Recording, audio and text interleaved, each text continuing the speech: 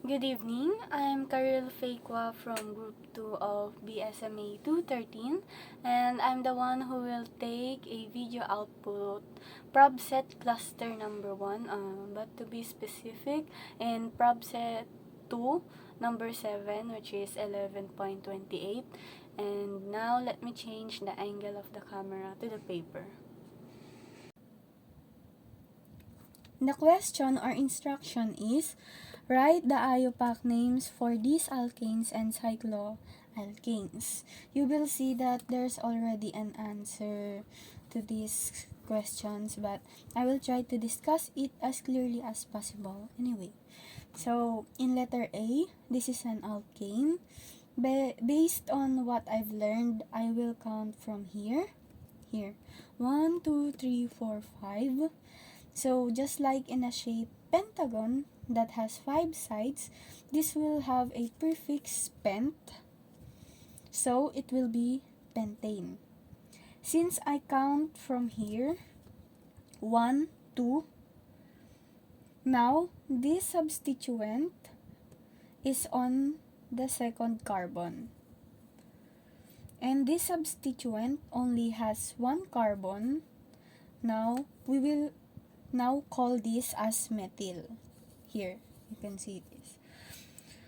And this 2 represents this substituent that's on the second carbon. 2. You will write 2 here. And now, this alkane is called 2, you need a dash, methyl pentane. Now, let's move on to letter B.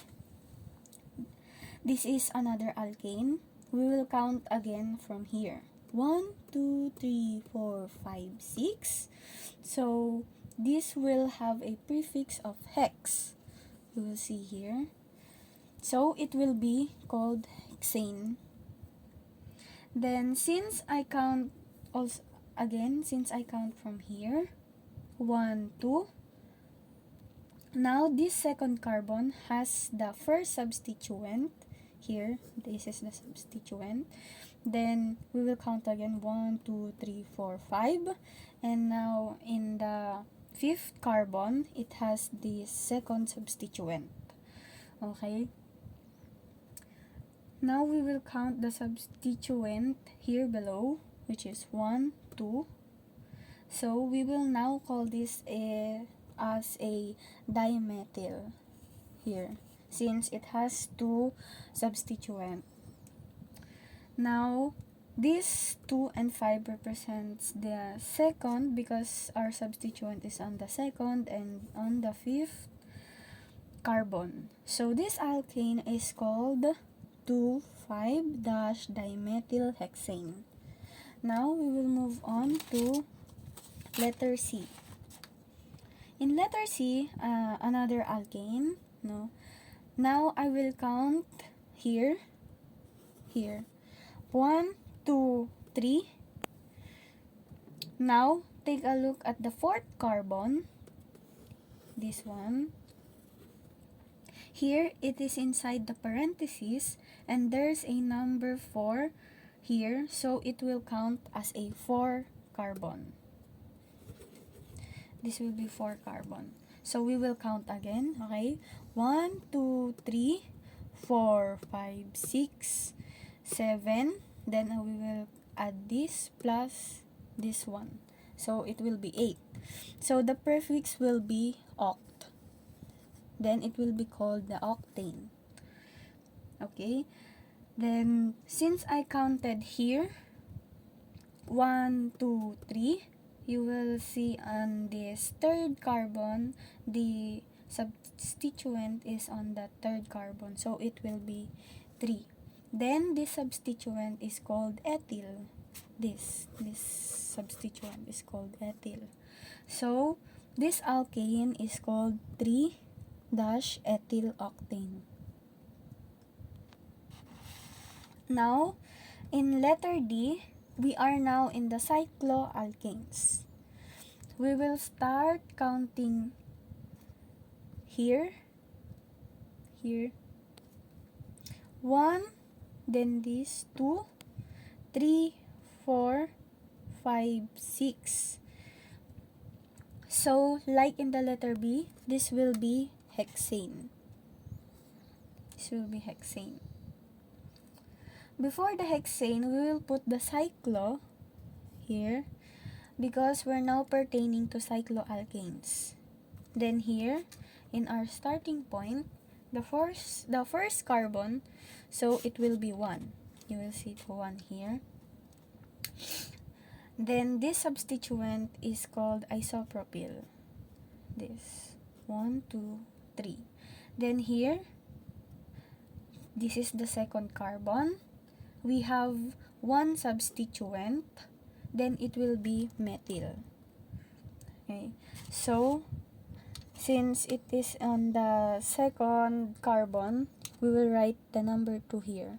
So this cycloalkane is called 1-isopropyl, then 2-methyl cyclohexane.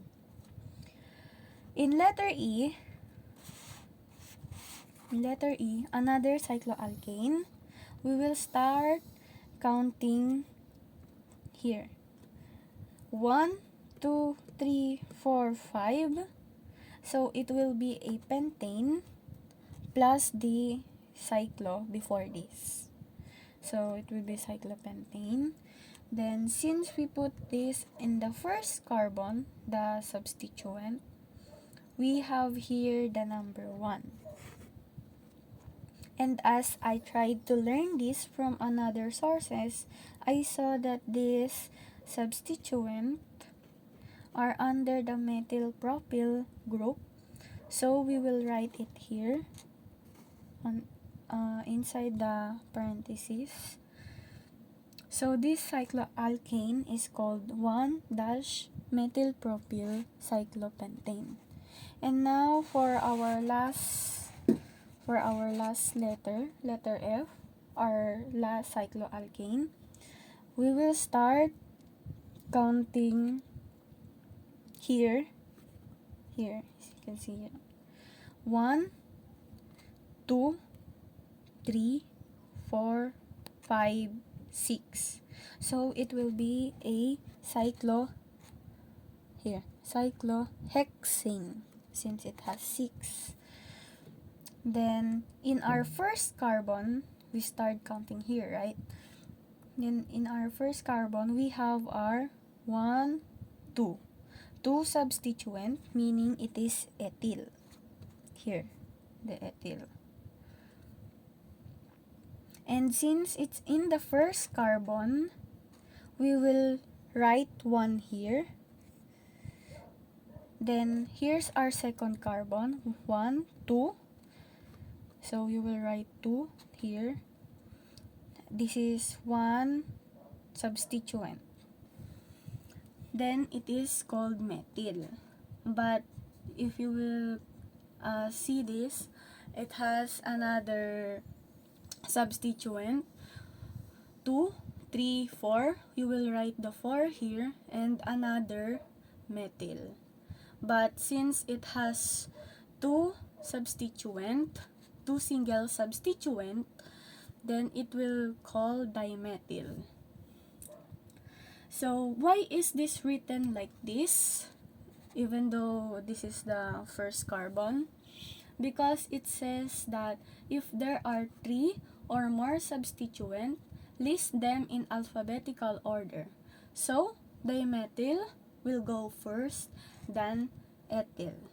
Okay? So this cycloalkane is called 2,4-dimethyl-1-ethyl cyclohexane. And that's all. Thank you.